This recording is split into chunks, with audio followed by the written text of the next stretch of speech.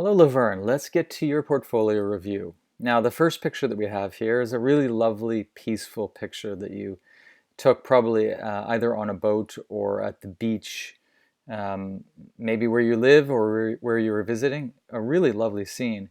Now, whenever we have a situation where we have a landscape like this, there are a number of factors to keep in mind. If we have calm water that has a nice reflection, often what's beneficial is to have the water the place where the water meets the land in the dead center. So if you can take a look, to see on the side I have this little handle here, and on this side I have another handle. These handles just help me to crop left to right. However, they're also useful to show where the midpoint is in my composition. So for example, if I move the bottom crop up a little bit, I'm able to accurately figure out where the middle of the picture is. Now we have a situation here where this is the midpoint where the water meets the land, and over here it's a little bit different. So we can't be exact with regards to a perfect mirrored image composition. However, we can be pretty close. So let's say that we crop like so. Now at this point, everything from the beach here up to here is the same distance as the beach here down to here, approximately. And this is usually very appropriate when we have a strong reflection. Now, because we have a little bit of these wavy patterns, you may decide you want something different to follow the traditional rule of thirds. Now, you don't have to, of course, but this is just something that I'll throw out there. If, for example, you wanted a panoramic to print out and hang on your wall, I would suggest following the rule of thirds in one of two ways. For example, we would have the lower horizontal third intersecting along the area where the beach would be, for example, where the water meets the land, something like this. Now, panoramics are absolutely stunning when you frame them and put them on your wall. However, you could do the exact opposite if you so desire. So let's go back to our crop tool. Let's go back to where you were originally. And now let's do the exact same thing where we have the top horizontal rule of thirds line. And now we're cropping like so. Now what this does is it accentuates the water. So we have two options here if you want to follow the rule of thirds. So let me back up again just to show you.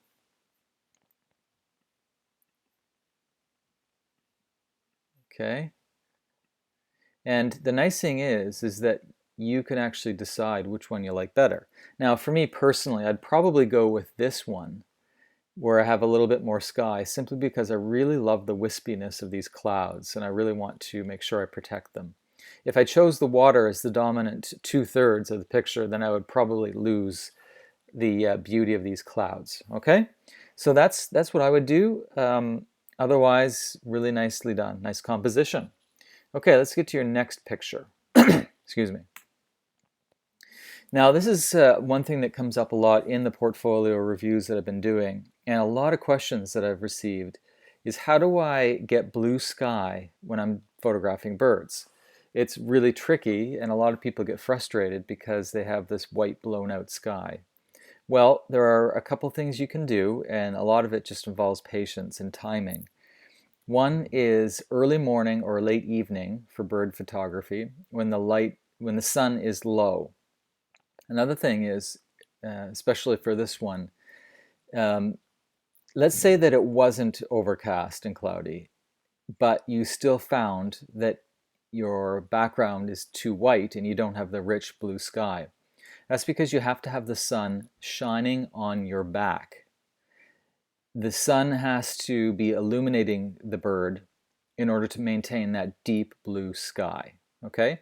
So for example, if you're receiving backlight in, around midday or let's say 10 a.m. to 4 p.m., what's going to happen is you're going to have to overexpose the picture to get detail in the feathers of the bird. Now, to do that, because the bird is being backlit, you're going to have to overexpose the picture, which in turn makes everything pure white, and it's really not very attractive. So what you have to do is make sure, and this is an easy way to figure it out, do you feel the sun shining on the back of your head? If so, then you are using front light to illuminate the bird, and that's going to be quite appropriate because you'll be able to maintain a blue rich sky. Okay, I hope that helps. Now with regards to this particular shot with composition, I tend to like to follow the traditional rule of thirds grid. So what I would do is I'd put the crosshairs of the lower horizontal line and the right vertical line to intersect on the body of the bird or the animal or even the person. So let's take a look at that. Okay, so this would follow the traditional rule of thirds, and it actually, I think, provides a bit more of a powerful shot, and you may want to experiment with that. And what I'll do is I'll send this crop to you so you can use it as a reference. Okay, so let's get to your next picture.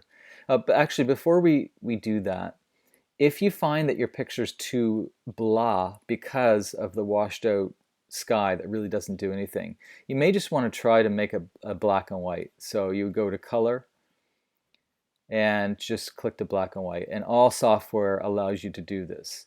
And as I mentioned in a couple different reviews, sometimes you can go to presets and you can adjust black and whites depending on a preset that someone's already made. For example, look at this black and white punch. Let's try that. So when I click on black and white punch, and I'm just going to close out of my presets, what we have is a situation where the designer of the preset, or the creator of it, actually boosted the shadows and created a sort of mid-tone contrast that I think looks really good for this picture.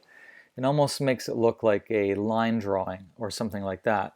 So you may want to experiment with that. I'm using Lightroom Cc, and Lightroom Cc is free on mobile devices.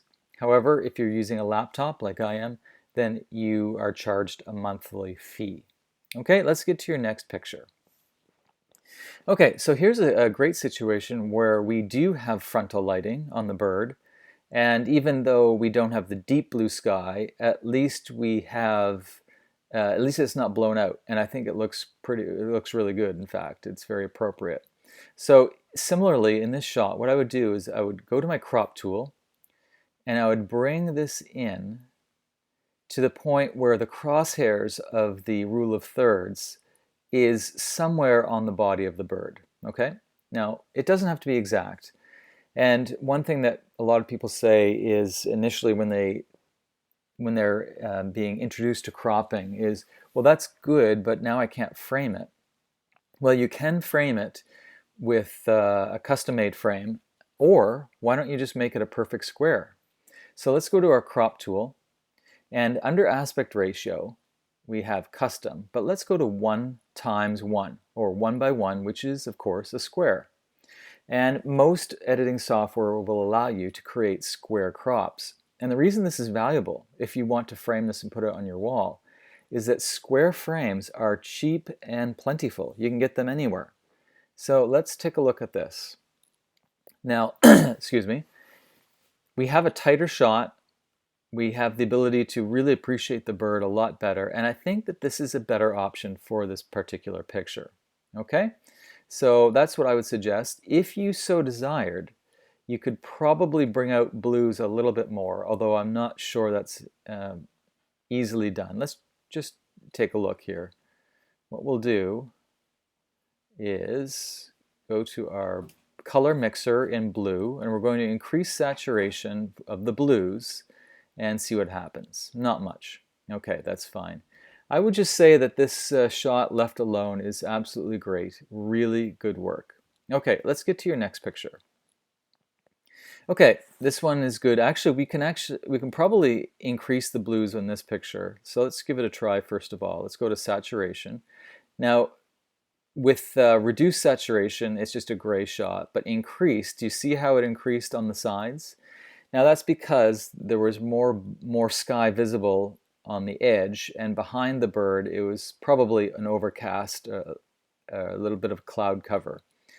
I don't feel that it's probably useful to be saturation 100. So we're just going to back that off to about plus 30. And what we have here is, I feel it's a little bit too bright in the highlights behind the, is it an eagle? I'm very bad with birds. I don't know their names. So let's just go to light, and we're going to go to highlights, and we're going to play around with highlights. Let's reduce highlights.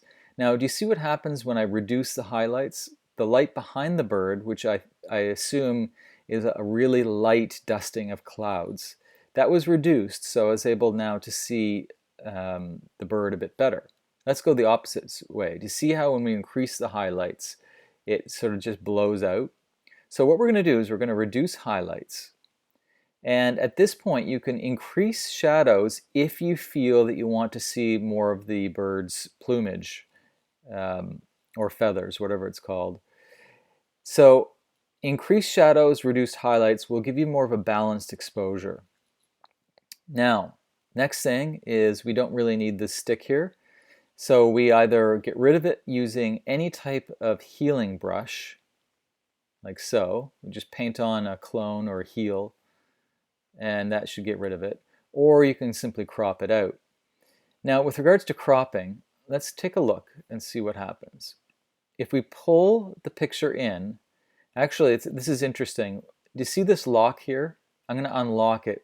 If you ever have a situation where you're wanting to crop, but the software is only allowing you to be locked into the aspect ratio, just unlock press the lock button to unlock it. And what that does is allows you to independently move each part of the crop around. Crop handles. Okay, so what I like to do, if I'm following the traditional rule of thirds, is to have the intersecting, sort of the crosshairs, somewhere on the body or the head of the animal. So that's why I feel that this is a little bit more appropriate, because we have less space behind the bird and more space in front. Now, the nice thing about a situation like this is, let's say that you know that you want to frame this as an 8 by 10. Well, good. Let's go to aspect ratio, and we're going to find our 8 by 10, which is also, by the way, 4 by 5. So if you may have a frame by 4 by 5, 8 by 10, even 5 by 7, these are aspect ratios that you can use if you want to frame this. So let's go 8 by 10, and automatically we have the ability to move the picture around within the 8 by 10 frame and place the animal exactly where we want. Okay, so let's say that that is where we want the bird to be, and I think that looks quite appropriate. Let's try a 5 by 7 instead. So we're going to go down, look for 5 by 7. Do you see how we now have a more narrow crop? But we're not limited to that. We can actually increase this any way we want. So the 5 by 7 would give us a little bit more space. So let's try this for a 5 by 7, intersecting point on the body of the bird. And I think that looks pretty good. Now, finally, what I would suggest, although this is certainly not totally important, we'll just go to heal, and we'll just get rid of this little thing here, if possible. No, I didn't do a very good job. I'll delete that, and I'll make it a bit bigger. Okay, and I may be tempted also just to get rid of this. Now, these are nitpicky type things. They're not critical at all. However, what we're trying to do in our photography, as much as possible, is avoid distracting elements, things that will lead the viewer's eye away from the primary subject. In this case, the primary subject, of course, is the bird, and especially the eyes of the bird. That's the priority. So that's why we tend to do little nitpicky erasings of things that are not completely necessary in the picture. Now, of course, I will say that if you are submitting to a publication that requires an authentic, unretouched photo, then of course you don't want to erase twigs and so on. And this is entirely dependent on what's the end usage of the photo. For example, if it's for National Geographic, you can't erase a twig. It's definitely not a part of their policy. However, if this photo is for your wall as art, your own art, then you can erase as many twigs as you want. It's your work. Do whatever you want with it. So I would suggest that this is probably a really nice tight composition, and let's move on to your next picture. By the way, I really like this. I love the look of the bird. Fantastic. Excuse me. Okay, so our next picture, I usually tend to want to have a straight horizon. I feel that this is a little bit crooked, but not by much, because the child is actually looking upright. But I feel we could probably do a little bit better back here. So we're going to go to our crop tool, and usually within crop we have straighten. So let's straighten just a tiny bit, not too much, a little bit more. Okay, now with regards to children, people, whenever they're, even animals, whenever they're going into a picture space, if they're moving in a direction, either left to right or right to left, then we tend to want to crop accordingly so that there's more space in front of them than behind. So let me back up. Let's say if the child was coming straight at me, or even looking at the camera, then I would tend to want them centered. If the child is moving in a direction like this, from right to left, like so, then I'm going to want to have more space in front of the child. So first of all, I'm going to unclick my lock here. It happens to me every time. I keep forgetting. Okay, so let's just see what happens if we do this. Now, as you can see, we have the rule of thirds intersecting point on the child's head, and this is very appropriate. And we're going to click it, and what happens now is we have less space behind the child, more space in front. And what that allows for is the viewer to anticipate and imagine the child walking into the picture space and actually passing the viewer, passing the camera. And usually this is a little bit more attractive than having the child in the middle of the frame. Let me just go back and I'll show you. So here's part of the original. Let me back up like this. Okay, and it's nice. If the child again was looking at us, then a centered composition would be appropriate. However, I feel that this is going to be more of a dynamic and powerful picture because we can appreciate the fact that the child started here, almost so I can see the path, and is going through the picture space directly past me. This is more poetic, and I think that it makes the image a bit more powerful. Okay, so let's get, okay, so that's your 5 pictures. Laverne, this is great. I really enjoyed going through your images, and great work.